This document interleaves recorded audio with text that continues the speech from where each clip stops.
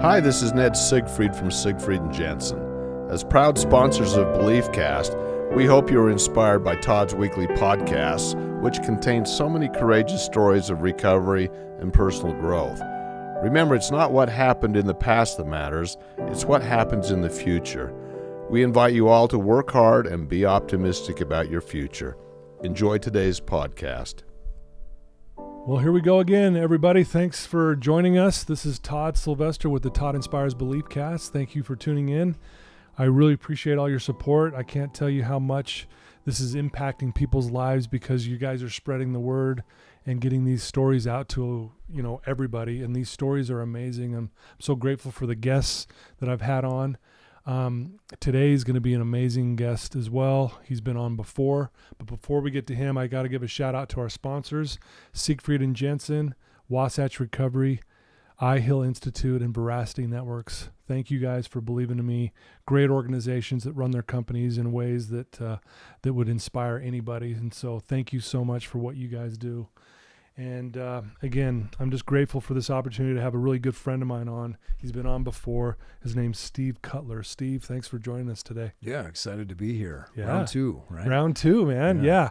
Your first one, for those who maybe are listening to this now, haven't listened to it, you need to go listen to it. It is, I can't tell you how many people have commented of certain things that you've said on that podcast. They're like, man, that guy, Steve, he shared this. I'm implementing that into my life now. Yeah, and so I recommend anyone who, hasn't heard his story, his full story, go listen to the first one. And today's going to be a little different format, but yet it's going to be amazing. Little background on Steve. Steve helps people and organizations evolve to higher levels. As a coach and a consultant, Steve has helped hundreds of people and businesses improve processes and protocols that have led to skyrocketing performance. With over 20 years in health and fitness, in tech and entrepreneurial ventures, Steve brings a strong background in operations, marketing, sales, and financial performance.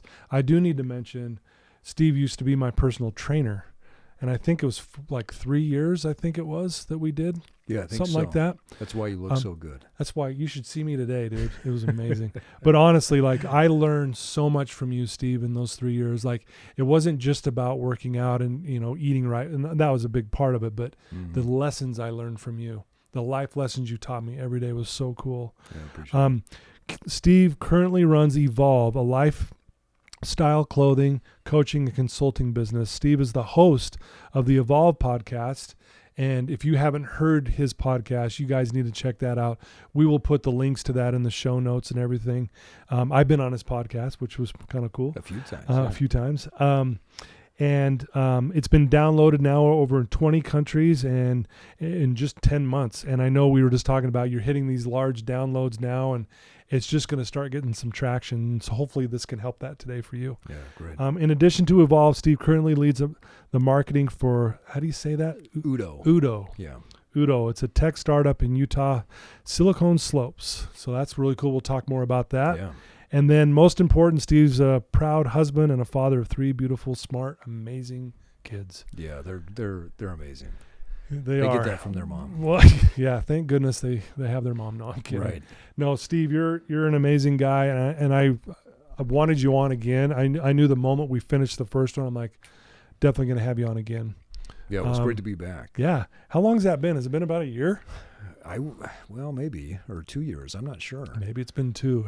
Life goes by so fast. I think the pandemic happened, and you know what? It has been 2 years. You're right. That. So I think it's probably been 2. Been a couple with years. The pandemic, yeah. Well, like I said earlier, I think the world of you. I love the way you live your life. You live a principle-based life. Why don't we give our listeners, though, that may not know much about you, give us a little background on you, like maybe where you grew up, a little bit about your family life. Yeah, so I grew up in Utah, family of 5, and have lived a few other places, but for the most part, I've lived in Utah. We actually live right down the road from you and from your studio here in beautiful Sandy, Utah, and have a wife and 3 amazing kids, and they're probably older than I'd like to admit at this point, because when I do, then that means that I'm older than I want to admit. Older, exactly. Right. Great family life growing up, and great family life now. Really fortunate and blessed. Yeah. Well, yeah, we do live close to each other, which is cool. And like I said earlier, you were also my fitness coach. And at that time, I think you were 100% into just being a fitness coach. Is that correct? Yeah, for the most part. So training and coaching was my primary business. I had a few other things I did on the side. I worked for the University of Utah doing some athletic testing for performance athletes, sometimes Olympic athletes. I also worked for what was at the time the Utah Career College, I think was the name of it, as an adjunct professor teaching exercise science and training design and programming classes. And so I would always I always have to have a few irons in the fire. I'm Yes, just you do. one of those guys where I can't just focus on one thing. I tend to have one thing that's my major thing, but then I have a few other projects to just keep me excited. So when we worked together, health and fitness was my primary focus. Yeah. Well, and dude, you were no joke, and I really say this with all the sincerity of my heart, dude. You're one of the smartest guys I've ever met. Well, I'm glad I fooled you to think so. You Thank fooled me really well. But no, honestly, like you really are like so knowledgeable, and maybe it's not just because you're smart. You put in the work to figure these things out. You dig deep, you study, you learn from people, and some of the stuff you taught me as my trainer. Like I said earlier, it wasn't just training. It was life lessons and, seeing things differently and that kind of thing. And I mean, I think that's kind of how you conduct your life, right? Yeah. For a few years, I used to ask the question of what comes first, kind of the chicken or the egg concept is it that you get into better shape and that helps to improve your internal, the mental, emotional, spiritual aspect? Is it that you improve that and then the body gets better? And I don't know that I ever really got an answer of which one comes first. I think it's that we evolve in a way that we focus on.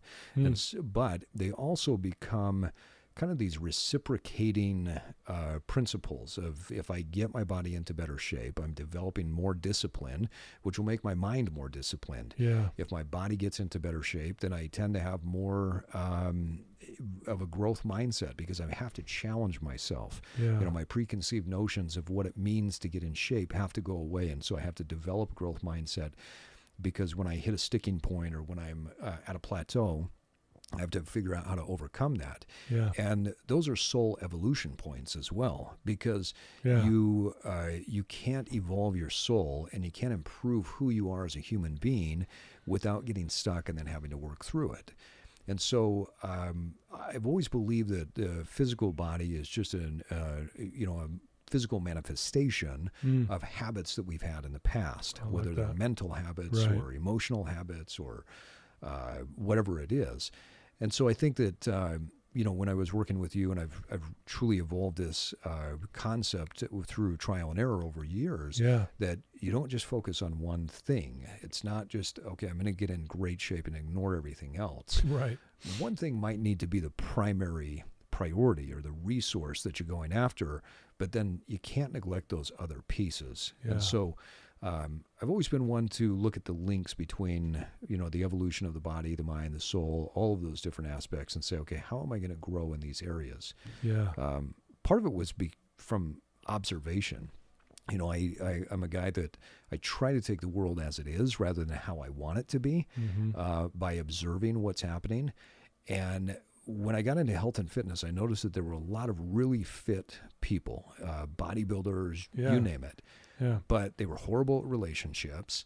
They were horrible with money, and they just had no way to take the skills and transition that into the other aspects of their life. And I used to joke with a friend of mine who was a great bodybuilder. I said, if you could be this disciplined in your financial management, you would be a multimillionaire right now. Right. You're eating these perfectly detailed 6 meals a day. You've got this perfect relationship with understanding your body, but you blow money left and right. You have you're not tapped into your emotional intelligence. You don't have great relationships with people. But if you applied those same discipline, principles, and habits to other areas of your life, you'd actually be pretty amazing in those areas too. Wow. And the funny thing is, we had a conversation not long ago, and sure enough, that's what he's doing. is saying, I learned the discipline, I learned the habits in the body. Now, how do I apply those to other aspects of life? I think it's easier when you do it together and you just start to thread those things in. Yeah, I love that you say that, Steve, because, with the clients I'm dealing with, a lot of them, they've been addicted to heroin or meth or alcohol or whatever, but they were really successful maybe as a basketball player or a tennis player and I would always ask them, when you stepped out on, this, and I'm speaking of a current client who's a tennis player, amazing tennis player, by the way, like pro level. Okay. And I say, when you step on that court, what's going through your mind? What are you telling yourself? And it's like, no, I can do this. I'm strong. I'm going to win. Yeah. Right. And you've got this really strong mentality. And then I say, how did you get there? And like you just said, these principles of discipline, I've practiced and I've worked on it. I've gone to camps. I got training underneath some other great tennis players and so on. And I go, if you take that and just shift it in being clean from your addiction, it's game over. No pun intended, but seriously, like it is literally all you have to do is shift those same principles into that. And it's cool when they catch that vision, they go, oh, I never looked at it that way. Well, so I love that you say that. It's funny that you bring it up like that, because far too often, one of the things I've told people over 2 decades of coaching is that the majority of the answers that you need right now for your life are sitting inside of you right now. You've heard it, you've seen it, you have lived it, but you're just not awake to it. Wow. Think about that for a second. That. Yeah. We've all been through challenges. We've all become really good at something, but then we just stop that process of moving and transitioning what we learned from one aspect of life into another. And so, like I said before, one of the things that I've worked really hard on for my life is to try and accept the world for as it is. Right. I look at it, I observe it, and say, okay, this is what it is. Now, how am I going to respond to that? And far too many times, people will become a great success in one area, and then it's like they're completely stupid in another aspect of life because they're not realizing how brilliant they are over here, and they can move that brilliance into another area of life. And one of the things I used to do, I actually still do it with clients now, is I'll say, all right, we're going to list out all of the things that you're great at. What are your strengths? What are the things that you are really good at? And that's a really hard thing for a lot of people to do, because we tend to spend spend our days looking at the world in a negative light and ourselves in a much more negative light. Yeah. But when we list out the strengths, then we say, okay, great. Now that you understand what your assets are, how can you apply that into your current challenge? You were disciplined in tennis. How can you apply that discipline? What were like you're talking about, the coaching aspect? Yeah. Why do people get coaching in tennis, but they don't with their finances? Why do people get coaching with tennis, but they don't with their mind? Right? It's just absolutely crazy to me that people don't apply those same principles, because what worked in the area that you were brilliant at still works in the areas where you need some growth. Yeah. Boy, very well said, Steve.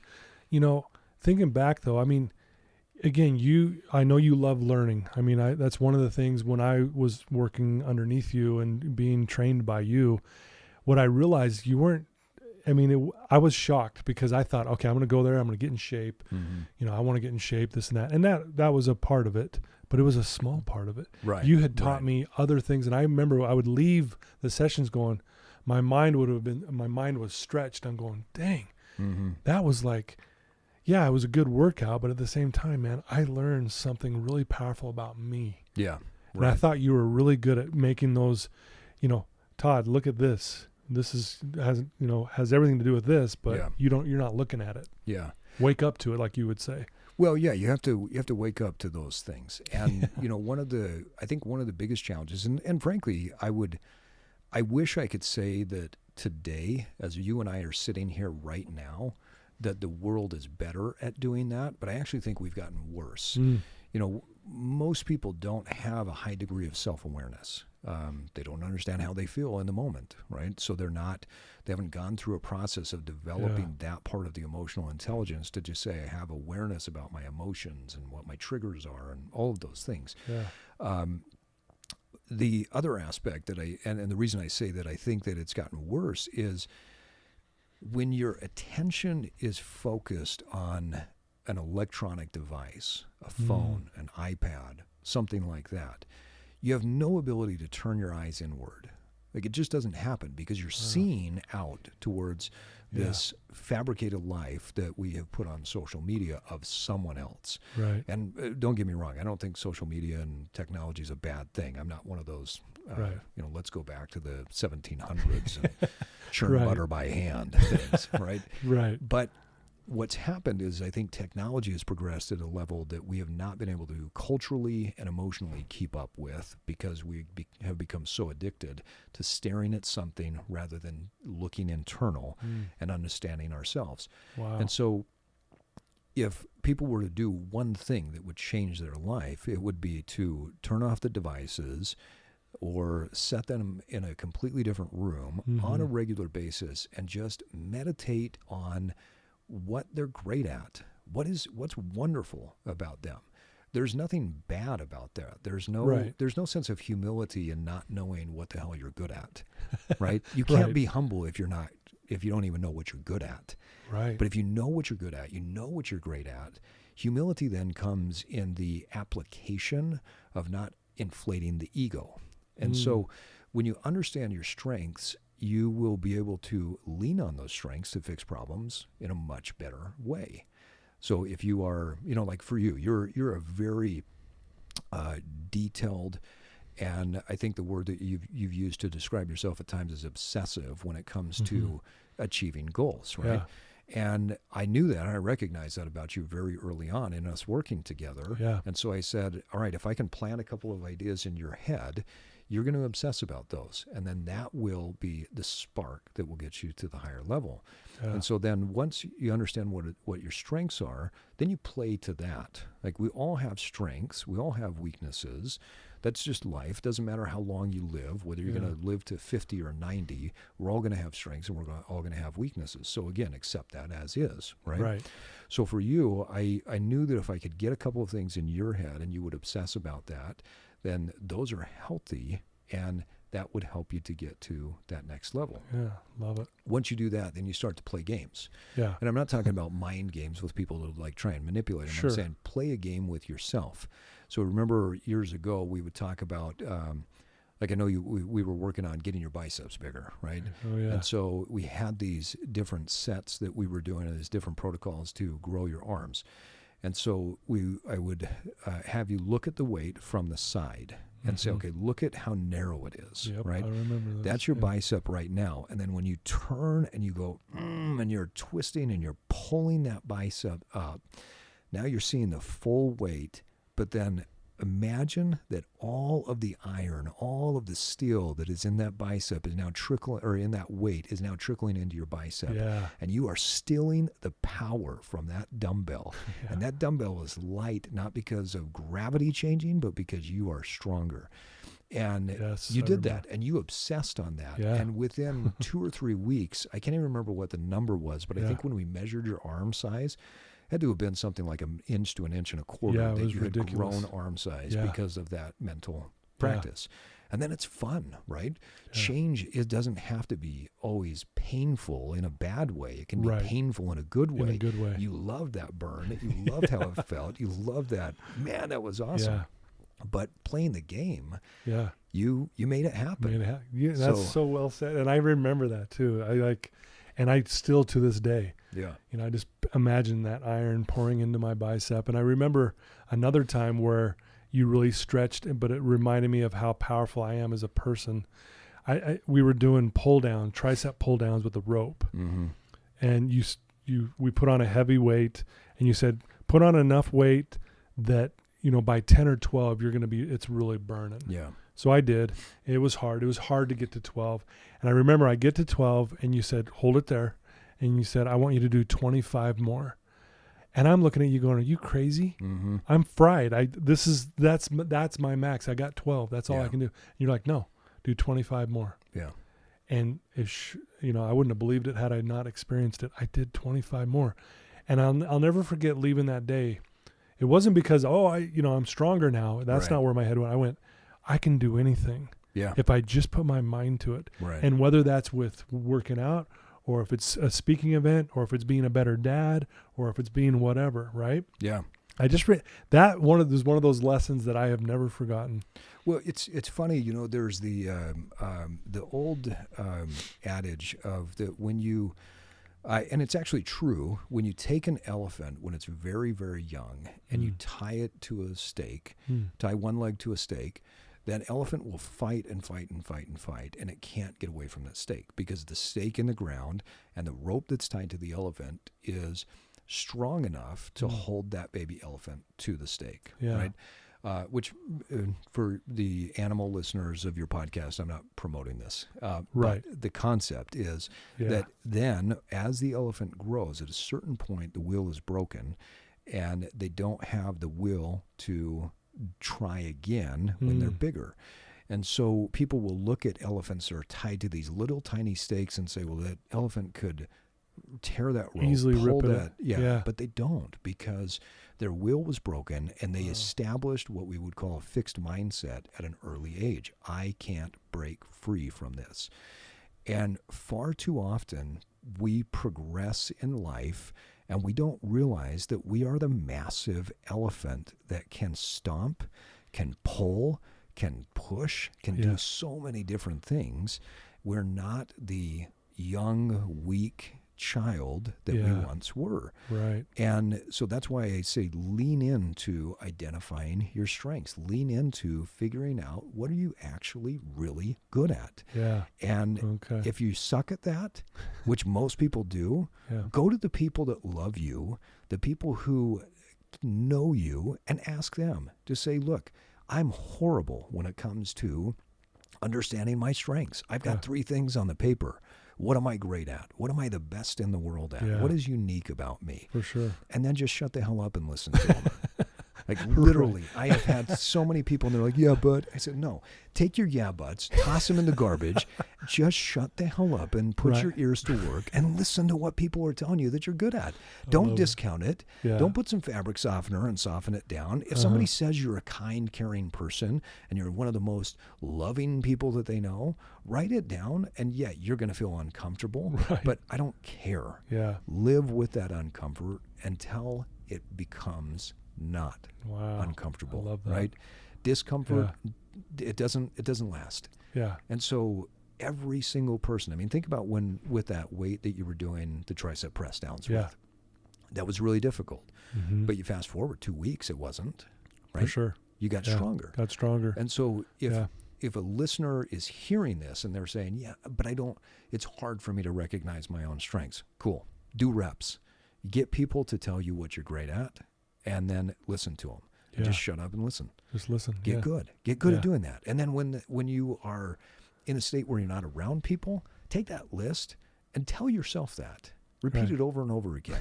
Because if you tell yourself those things, that will actually waken what is inside of you. The true power of your soul will expand. See, I didn't make you, Todd Sylvester, into anything different. Right. I just showed you that you are one of the most maniacally determined guys that I had ever met in my entire life. And I was going to be kind of a jerk to make you see that by having you do 25 more reps or whatever it was, right? Because I love you and I want you to be your best. And you had some blinders onto it. But as soon as you saw that, then what happened, right? The whole world opens up to you. Yeah. You wake up and you've evolved into a different person. And I think that's what you're so good at, whether it's in fitness, whether it's with your clothing line, whether it's with your podcast, whether it's just you as a dad, you're very good at helping people see that within themselves. Yeah, you said it earlier, everything we need or want, we already have it. Yeah. It's there. Yeah. We just have to tap into it. And that's all you were doing. Right. You were having me realize, Todd, it's there. Just tap into it. Yeah. And I'm not kidding you. It was like, and it was a bigger, and I get choked up when I think about it. It was a bigger lesson about life than pulling down that weight. Right. Okay, that was cool. But the life lesson I learned when I walked from there, I was like, dang, that was incredible. I needed that, Yeah, and you're making me choke up a little bit too. No, it's a good thing. That's what friends do, right? Yeah. We love each other and we empathize with each other. Yeah. And that is life. And I think one of the things, if people, so I want to go back just for a second and talk about the chicken and the egg thing, because people say, well, where do I start? Yeah. Well, number one, I would say start with, if you're in a triage type situation where everything is going wrong, maybe you're a drug addict and you need to get clean and sober, start there. Start with whatever the worst thing is, right? Yeah, right. But also start from a place of strength. And if you don't know what that strength is, find the strength. Like, ask other people. Every single person has one or two people at least in their life that know them to the point that can tell them the things that are the best at them. But then once you have that, get to work. Play the games. Go to the gym. Go on a run. Do something that you're going to be proud of. Tell yourself, I'm going to run around the block. And then when you do, celebrate the hell out of it. Yeah. Go to the gym and say, hey, last week when I was at the gym, I was doing curls with 10 pounds for, 10 reps. Do 11. Do 11 reps because you can. And then be proud of the fact that you did a little bit more. Yeah. I'm a big believer that when you train your body on a consistent basis, but you use it as mental training, as a way to win the day, win the moment, then you'll win in the bigger things that you do in life. Yeah. You think about some of the best boxers in the world, they don't train the heavy bag and the hard punching all the time. They shadow box. They focus on the technique. They get really good without a lot of weight in doing the technique over and over and over again. And they're again, almost even just tapping the bag. They're not really hitting it hard. They're just working on their technique, like you said. So learn how to shadow box in life, meaning do the thing when stress is not high that will develop what we call the neural pathways, right? The pathways that develop the neurons to fire in a certain way so you can respond at your best level when times get tough. See, my wife and I practice this almost on a daily basis. Yeah. We want to have good communication in the tough times. We want to have good communication when conflict comes up. Everybody has conflicts. All relationships do, right? There's going to be disagreements, fights, arguments. But we realize that if we practice when we're not in that heightened state, we'll actually get better. Yeah. And so we have this routine that we do in the mornings where we follow Marshall Rosenberg's process through nonviolent communication of expressing an emotion, expressing a need, and then talking about the strategy.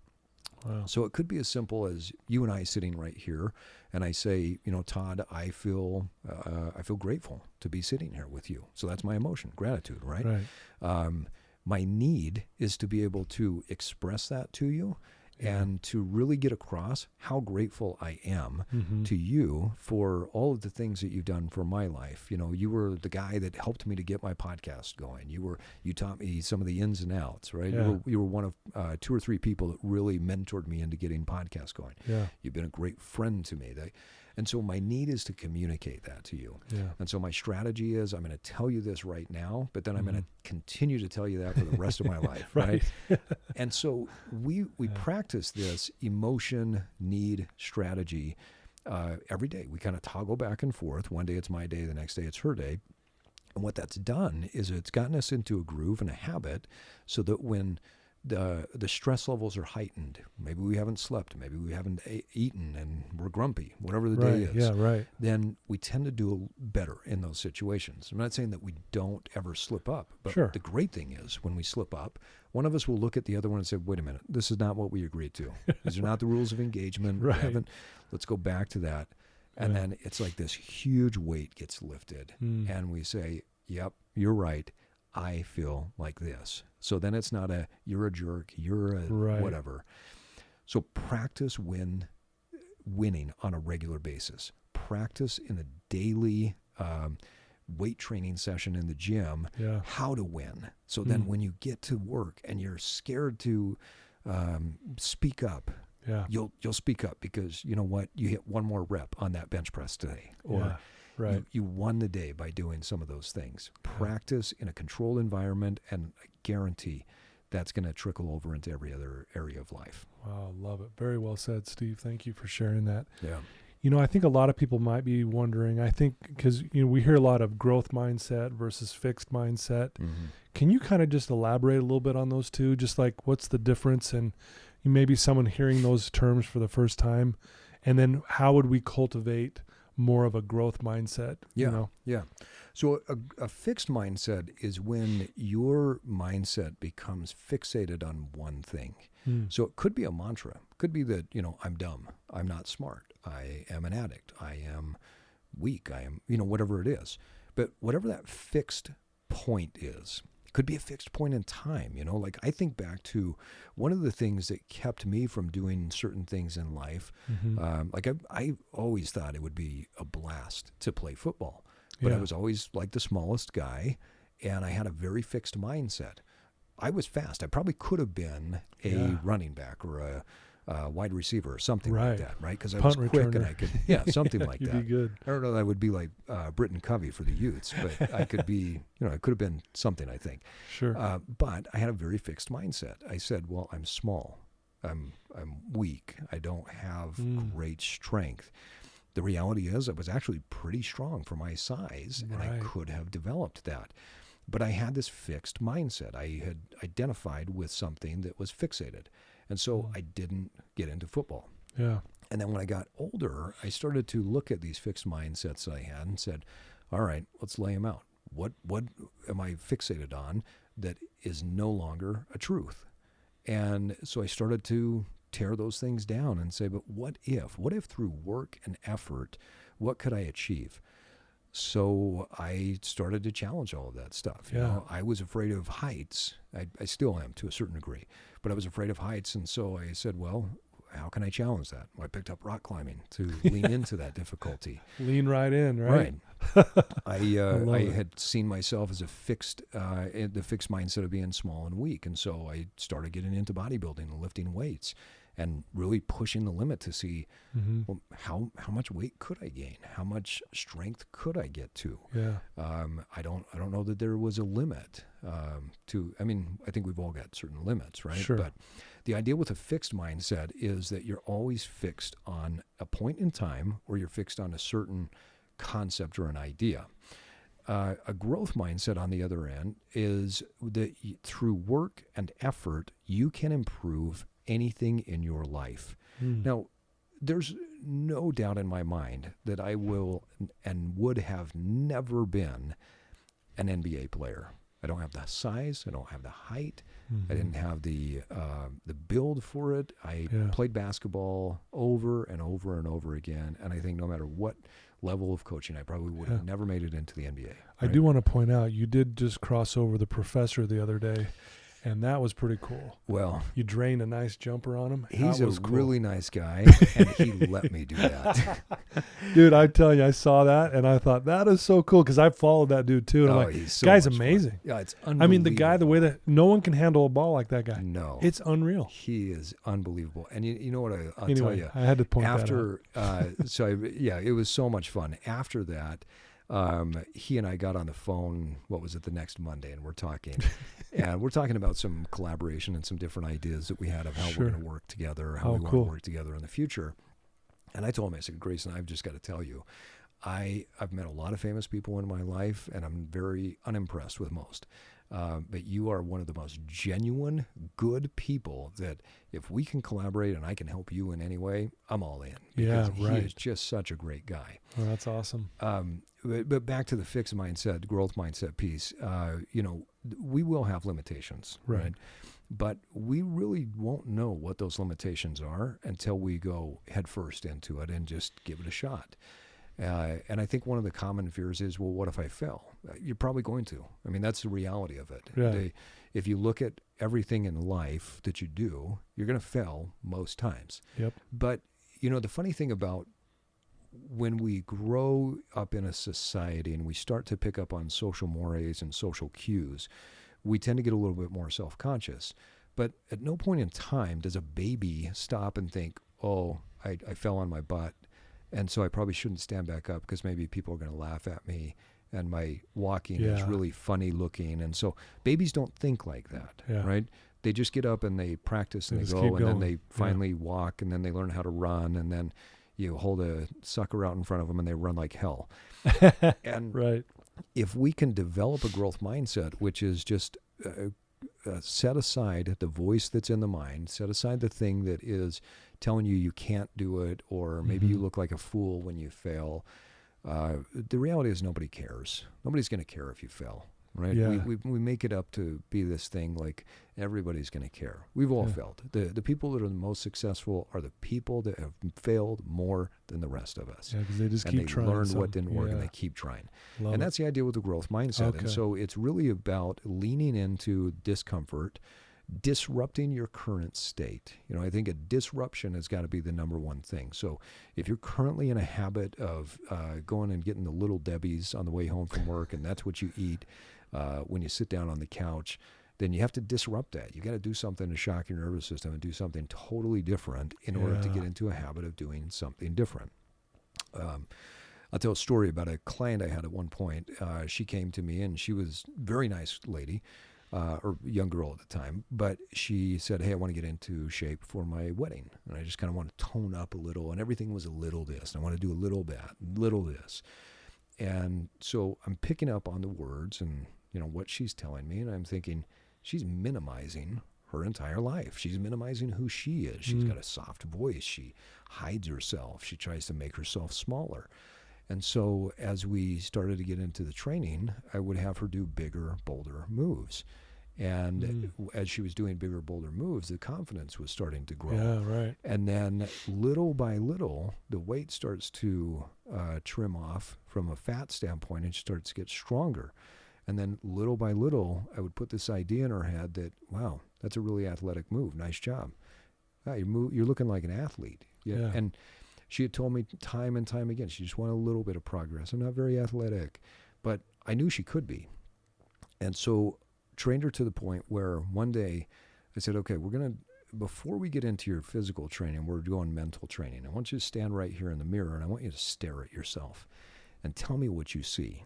And she had a really hard time identifying any of the changes that were going on. Oh, I bet, yeah. And I said, well, look at the shape of your shoulder. And then I'm gonna hold up the picture of what you were before. She goes, oh my gosh, I'd never recognized that. We went point by point. And I said, and you're pretty athletic. Steve, I know you say that, but I'm not. And so I had set it up to the point where I knew how I was going to go about this disruption. And I had kind of set up one of my other clients to be there at the same time. This kid was a phenomenal basketball player, one of the most crazy athletic kids that I'd ever worked with. And I said, hey, come over here for a second. And she just kind of looks at me like, what's going on? And I said, could you do me a favor? Like, this is so-and-so. Can you just do your thing that we were just working on? And so she goes into that exercise. She does it. Yeah. And I looked at my basketball player and I said, what do you think? He goes, I can't do that. That's amazing. Like, that's some seriously athletic shit. And she looks at me and I said, now do you believe me? And from that point on, the fixed mindset was gone. Yep. And then the confidence started. And instead of walking in a little bit at a time, she stormed into that gym. She owned that thing. Owned it. And love it. The disruption has to happen. Every once in a while, you got to look yourself in the mirror and say, hey, dummy, wake up, because you have been asleep at the wheel and you've been living in this fixed mindset of old you, and newly evolved you is already here, but you need to wake up to recognize that the new person is in the room. Say goodbye to the old, because they left a long time ago. Elvis has left the building. They're gone. New you is here. Ooh, dude, that is powerful. I got to say, dude, I needed to hear this today. Seriously. Awesome. Thank you for sharing that. I think we all do. And again, folks, I told you, I mean, Steve is a wealth of knowledge. He knows a lot. And what I love about you too, Steve, is not only do you talk about these things, you do your best to live those things. Yeah. I know you do, because I know how you live your life, and I always admired it. Thank you for sharing that. I think a lot of people were like, what is the difference between those two? And I don't know if we talk about that enough. So I'm glad you kind of put that, opened it up to us, created our awareness around it. We're talking about principles here. Obviously there's, certain things. What are some principles you live by? Like, are there some that stand out to you, Steve, that, hey, these these, Todd, are my most important principles I like to live my life by. I mean, I know every principle is good because it's leading us to do something good, but are there some that maybe stand out that you could share with us that really maybe impact your life in a good way? I think probably 2 or 3. I think the first one is just the idea of a principle. Like the fact that principles are important impacts my life. Okay. And that's probably the most important thing because, I grew up in a household and in a religion where there was a lot of rules and there were a lot of things that you were told you had to do. And I think many of us grow up that way, especially if we grow up in a religious background, that there's rules and there's regulations and there's things that you do. And then you get into school and they give you the rules there. And you go to work and there's rules, and government has rules, and there's rules everywhere, right? And so these rules and dogmas are very fixed, and they lean into fixed mindsets, and they actually will entrain fixed mindsets into people.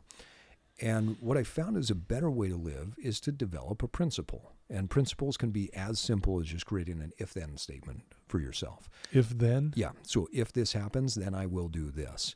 And the beauty of principles is it gives you massive flexibility when needed, but it creates a North Star for you to always fixate your compass on, right? So that you know the direction that you're going in.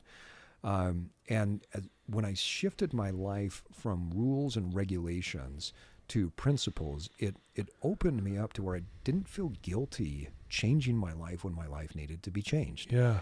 We all evolve and grow. But in order to do that and feel good about it, I have to have a principle or several principles that I feel really good about, right? Yeah. And so it's not so much about what rules am I living by, but what's the principle? Principles take away massive guilt, which guilt gets in the way of people changing. For sure. Right? Doesn't it, man? Boy. I think the only time that guilt can be something that is an effective emotion, and this is a very, very, very small time, is if we have intentionally hurt another person. And you think about your life, like how often have you intentionally hurt someone else? Very few times, right? Yeah. I'm not saying we don't do it, but very few times have we intentionally hurt someone. Now, if I hurt somebody but I didn't mean to, I'm going to feel sad. Right. But I'm not going to allow myself to feel guilty because I didn't intend to do that. And what a more useful emotion is one of remorse, where I can look at them and say, you know what? I did hurt you. Yeah. I didn't mean to, but it doesn't matter. I did. Yeah. And I apologize. And so principles are something that give you the flexibility, but they're also the thing that you look to. I think the second principle is one of disruption. We actually have a T-shirt that just says "disrupt" on it. I've seen it. It's pretty cool.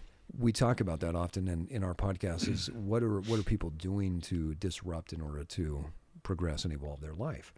And in my own life, the times when I feel like my evolution has kind of skipped and moved forward a little bit more, it's because I've done something to disrupt. I've done something to change my current habits and my current patterns and disrupt the nervous system to get me to do something else. Right.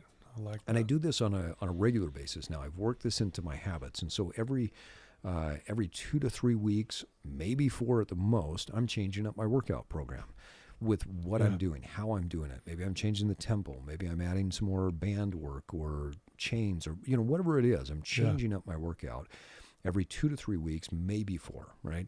Because that disruption is what helps to trigger my mind that it's time to change. Oh, okay. And so I think when people can plan in this principle of disruption, do something different. We always talk about do something better.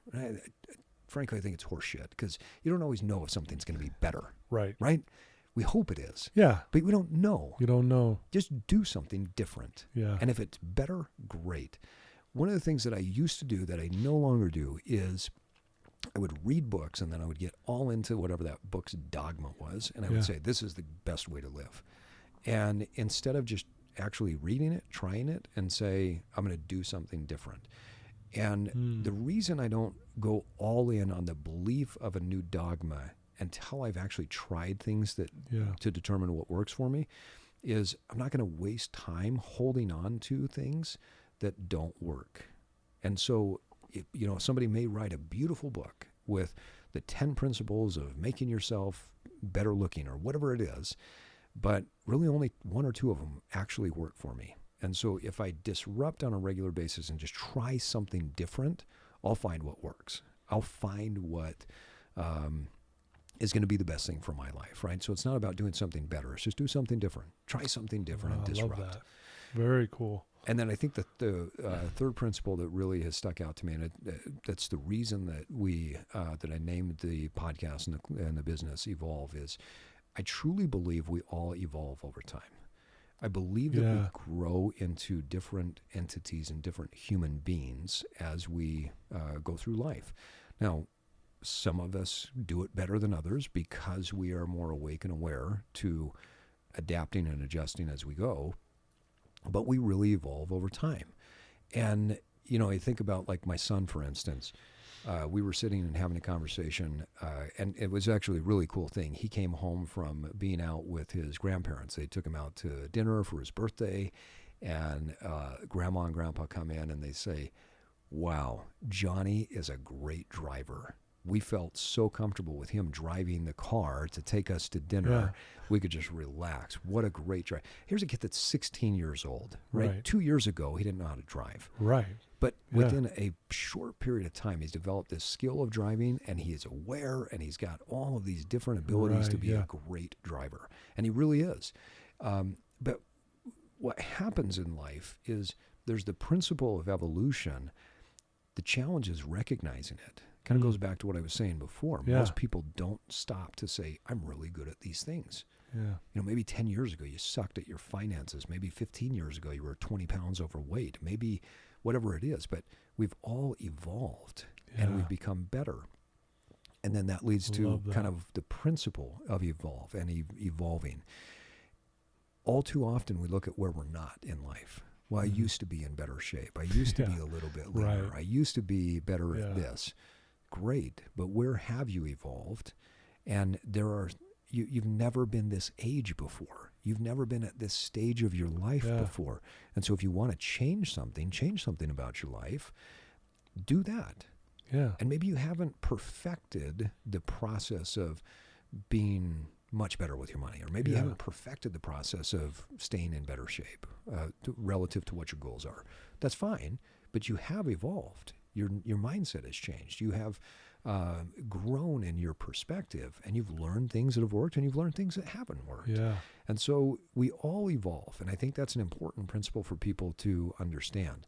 I don't care where you've been in your life, the deepest dredges of your life, you've evolved out of that. Yep. And even if you're in a difficult situation right now, you're only in that situation because of what your life took you to, and that was part of your evolutionary process. Yeah, wow. So well said. Those are amazing.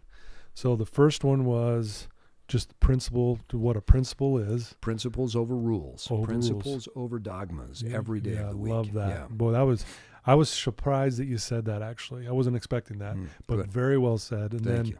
And then the second one was disrupt, and then the third one is evolve. Yeah. And again, I'll say to our listeners, this is how Steve lives his life. I'm not saying he's perfect. Might sound like I am, because he's actually pretty dang close. Call my wife; she'll tell you I'm not. Call his wife; she'll put us all in our place. But no, I don't know. I could talk about like this all day, and you've probably heard this before, Steve. You have a really good way of explaining things. Oh, I appreciate that. Like you really do. Like you walk. That's why I think you're such a good coach and a good trainer and a good marketer and a good everything you do, because you're just good at explaining and creating a story, explaining a very powerful principle. Yeah, you did that so well. So beautiful. Well, I appreciate that. And I think if I am good at that, the reason I'm good at it is because I've had to figure things out along the way. Yeah. And so the way I teach is literally how I've learned. And one of the things that was a fixed mindset for me for so many years when I was younger is I was not a great student in school. I didn't get great grades. I was kind of the smart ass. I was the kid that, when I graduated, there was literally a celebration because it was like, I didn't know if I was going to graduate. We did it. Yeah, we did it. Great job. See ya. Yeah. But at a certain point, I realized that I wasn't necessarily dumb like I used to tell myself I was, or I wasn't a bad student like I told myself. I just hadn't learned how to learn. And so once I learned that I really had to deconstruct things and then reconstruct them in a way that made sense to me, that was the game changer for me. Yeah. And so if I can teach well, it's because I've learned how I learn best. And the way I learn best is I see things, I break it down, I analyze the different pieces, and then I put it back together to say, all right, I've got to keep it simple. Right. I think if you were to put me up next to 100 people and you were to do an IQ test, I wouldn't win. I don't think I've got the highest IQ around. I don't think I'm even in the top 50 percentile probably. I'm probably in the bottom quartile. But I can remember things, and I can do things, and I can teach things because I've developed the ability to break it down and then simplify it in a way that makes sense to me. And I always joke. I say, well, I'm the dumbest guy in the room, and so I've got to dumb it down for myself. Right. And so what's worked well is because I can dumb it down for myself. Most people are like, oh, yeah, now I get it. Yeah. Well, I'm going to butcher this quote, and I think it was by Einstein. He says, if you can't explain what you're teaching to a kindergartner, you don't understand it yourself. Yeah. I think he said something along those lines. Yeah. But yeah, it's exactly. And I think that's why I really thrived under you as you being my coach and me training under you, is that you did simplify it in such a way that I'm like, man, that makes perfect sense. Yeah. It wasn't complicated. I didn't walk out and go, what was he talking about? It makes it was like, man, I totally get it. And therefore I learned the principle by just the way you presented it. So you're so good at that, man. Yeah, I appreciate that. You really Thank are. you. And the great thing is once somebody catches on to something like what you did, your intellect takes over. Right? Yeah. Your drive, your passion, your For soul, sure. everything takes over. And now that knowledge is yours. It's Yeah. not mine. It's yours now. Yeah. And you make it way better.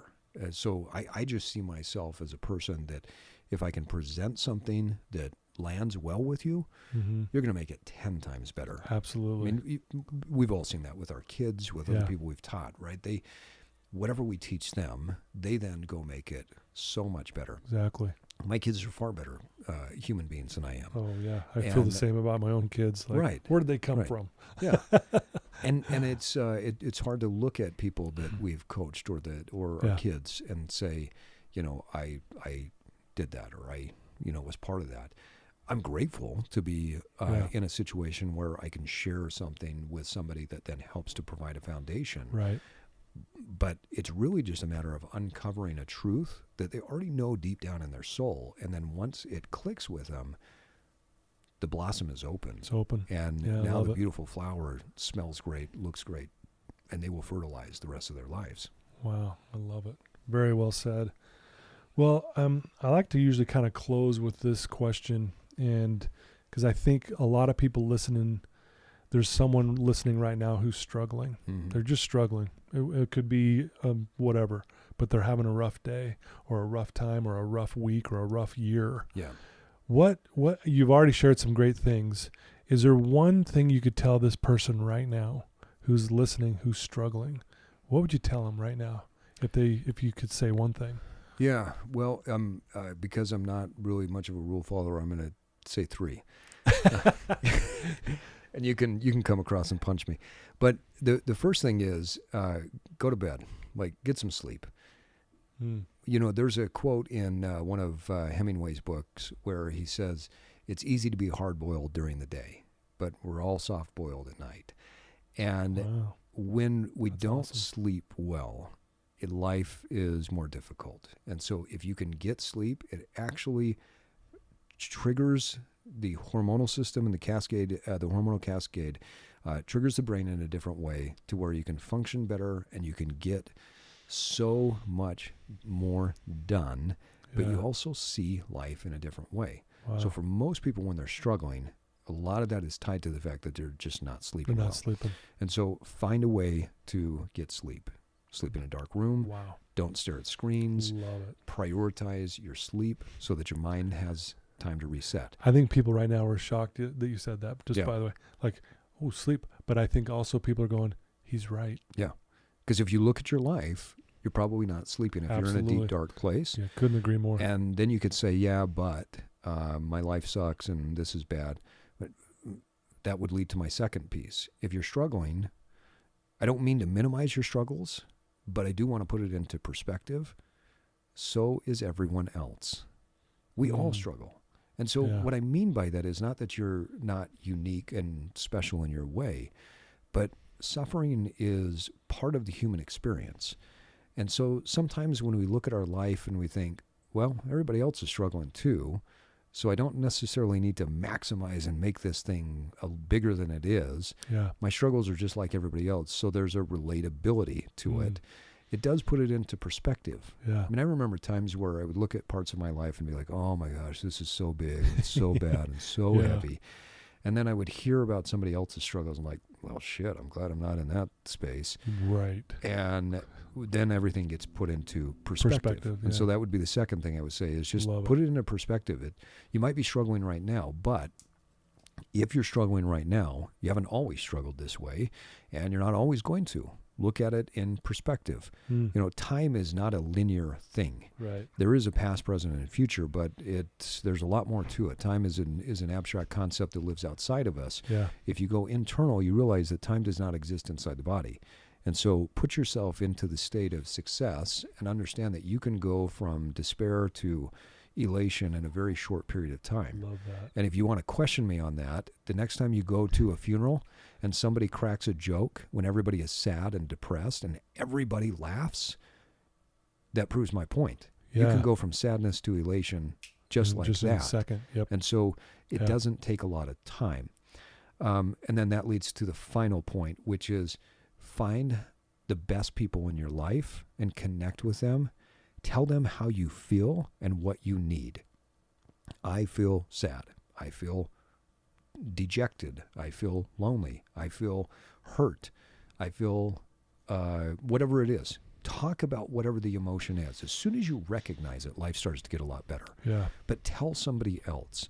And then be really clear on what your need is. I feel lonely. I need connection. And as soon as you say that with the people that love you, they will jump in, and the world is your oyster. Yeah. Everybody will start to come towards you. And it's amazing how we think we need to struggle alone. Yeah. The human experience is not designed to be something that we experience by ourselves.